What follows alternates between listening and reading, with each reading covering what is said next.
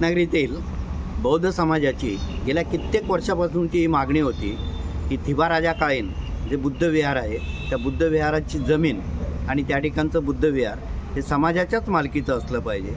परंतु जो काही ट्रस्ट थिबा राजाच्या नावानं ट्रस्ट निर्माण करण्यात आला होता त्या ट्रस्टनं समाजाच्या नावावर जमीन न घेता ती शासनाच्या घशामध्ये घालण्याचा प्रयत्न केला। त्याला समाजाचा विरोध असल्यामुळं आज झालेल्या मीटिंगमध्ये त्याचबरोबर 17 सप्टेंबर 2024 रोजी जी मीटिंग झाली त्या मीटिंगमध्ये सुद्धा समाजाने हीच सातत्यानं मागणी केली होती की ती संपूर्ण जमीन आणि विहार हे बौद्ध समाजाच्या ताब्यात असलं पाहिजे।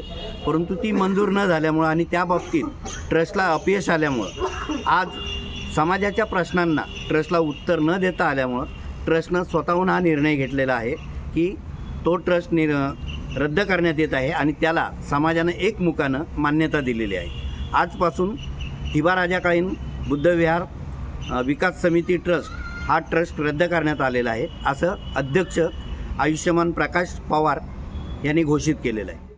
कोकण प्रदेश उपाध्यक्ष आरपीआयचा म्हणून मी या ठिकाणी विनंती करतो। आज या ठिकाणी आमच्या थिबा राजाची जी काय ट्रस्ट आमच्या धार्मिक संघटनेची संघटना या ठिकाणी नेमण्यात आली होती त्या ट्रस्टची आज आमच्या त्या ट्रस्टचे जे अध्यक्ष प्रकाशजी पवार यांनी आज आमची ट्रस्ट रद्द झाली अशी या ठिकाणी जाहीर केली।